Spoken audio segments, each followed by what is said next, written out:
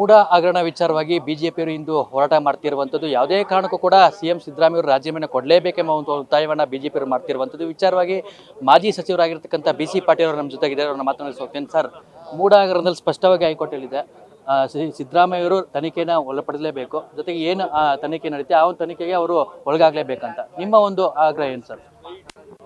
ನ್ಯಾಯಾಲಯ ಏನು ಹೇಳುತ್ತೆ ಅದೇ ನಮ್ಮ ಆಗ್ರಹ. ನ್ಯಾಯಾಲಯ ಏನು ಹೇಳಿದೆ ಅದೇ ನಮ್ಮ ಆಗ್ರಹ.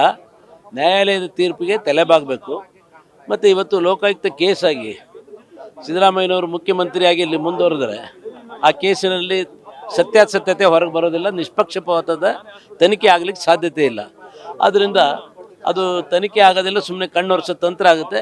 ಆದ್ದರಿಂದ ಅವರೇ ಹಿಂದೆ ಹೇಳಿದ್ದಾರೆ, ಯಡಿಯೂರಪ್ಪನವರ ವಿಷಯ ಬಂದಾಗ ಯಡಿಯೂರಪ್ಪನವರು ಮುಖ್ಯಮಂತ್ರಿಯಾಗಿ ಮುಂದುವರೆದ್ರೆ ಅಲ್ಲಿ ನಿಷ್ಪಕ್ಷಪಾತ ತನಿಖೆ ಆಗಲ್ಲ, ನೈತಿಕ ಹೊಣೆ ಹೊತ್ತು ರಾಜೀನಾಮೆ ಕೊಡಬೇಕು ಅಂತ ಇದೇ ಸಿದ್ದರಾಮಯ್ಯನವರು ಹೇಳಿದ್ದಾರೆ. ಇವತ್ತು ಅವರಿಗೆ ಅದೇ ಪರಿಸ್ಥಿತಿ ಬಂದಾಗ ಅವರದನ್ನು ನಡ್ಕೊಳ್ಳಿಲ್ಲ ಅಂದರೆ ಹೇಳೋದೊಂದು ಮಾಡೋದೊಂದು ಆಯ್ತಲ್ಲ. ಹಿಂದೆ ಯಡಿಯೂರಪ್ಪ CM ಆದಾಗ ಇದೇ ಸಿದ್ದರಾಮಯ್ಯವರು ವಿರೋಧ ಪಕ್ಷ ಆಗಿರ್ತಾರೆ, ಆಗ ರಾಜೀನಾಮೆ ಯಡಿಯೂರಪ್ಪ ಕೊಡಲೇಬೇಕಂತ ಒಂದು ಆಗ್ರಹ ವ್ಯಕ್ತಪಡಿಸ್ತಾರೆ. ಅವ್ರ ಕಾನೂನು ಇರುವ ಕಾನೂನು. ಅದನ್ನೇ ಹೇಳಿದೆ ನಾನೀಗ. ಅವತ್ತು ಹೇಳಿದ್ದು ನುಡಿದಂತೆ ನಡಿಬೇಕಲ್ಲ. ಅವ್ರು ಹೆಂಗೆ ಇನ್ನೊಬ್ಬರ ಬಗ್ಗೆ ಹೇಳಿದ್ರು, ಅವ್ರಿಗೆ ಬಂದಂಥ ಸಂದರ್ಭದಲ್ಲಿ ಅವರು ಅದನ್ನು ನಡ್ಕೋಬೇಕಾಗುತ್ತೆ.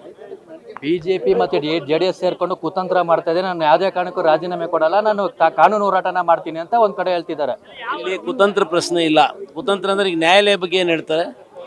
ಆಯಿತು, ರಾಜ್ಯಪಾಲರ ಬಗ್ಗೆ ಆಪಾದನೆ ಮಾಡಿದರು, ಕುತಂತ್ರ ಮಾಡಿದರು, ಷಡ್ಯಂತ್ರ ಮಾಡಿದರು. ಈಗ ನ್ಯಾಯಾಲಯದ ಬಗ್ಗೆ ಹೈಕೋರ್ಟ್ ನ್ಯಾಯಾಧೀಶರೇ ಹೇಳಿದಾರಲ್ಲ, ಸ್ಪಷ್ಟತೆ ಇದೆ, ಇದರಲ್ಲಿ ತನಿಖೆ ಆಗಬೇಕಾಗುತ್ತೆ, ಸತ್ಯ ಹೊರಗೆ ಬರಬೇಕು ಅಂತ ಹೇಳಿದ್ದಾರೆ, ಲೋಕಾಯುಕ್ತ ಕೊಡಿ ಅಂತ ಹೇಳಿದ್ದಾರೆ. ಇದ್ರ ಬಗ್ಗೆ ಏನು ಹೇಳ್ತಾರೆ ಅವರು? ಅಂತಿಮವಾಗಿ ನಿಮ್ಮ ಒಂದು ಒತ್ತಾಯ CM ರಾಜೀನಾಮೆ ಕೊಡಲೇಬೇಕು. ಅದಕ್ಕೆ ಇಲ್ಲಿ ಕೂತ್ಕೊಂಡಿದ್ದೀವಿ ಎಲ್ಲ ಒತ್ತಾಯ ಮಾಡಲಿಕ್ಕೆ, ಮತ್ತು ಅದಕ್ಕೆ ಧರಣಿ ಕೂತಿರೋದು. ಇದಿಷ್ಟು ಮಾಜಿ ಸಚಿವರಾಗಿರ್ತಕ್ಕಂಥ ಏನು BC ಪಾಟೀಲ್ ಅವರನ್ನು ಮಾತಾಗಿತ್ತು. ಕ್ಯಾಮ್ರಾ ಪರ್ಸನ್ ದರ್ಶನ್ ಜೊತೆ ಅಭಿಷೇಕ್ ಅಶ್ವವೇಗ.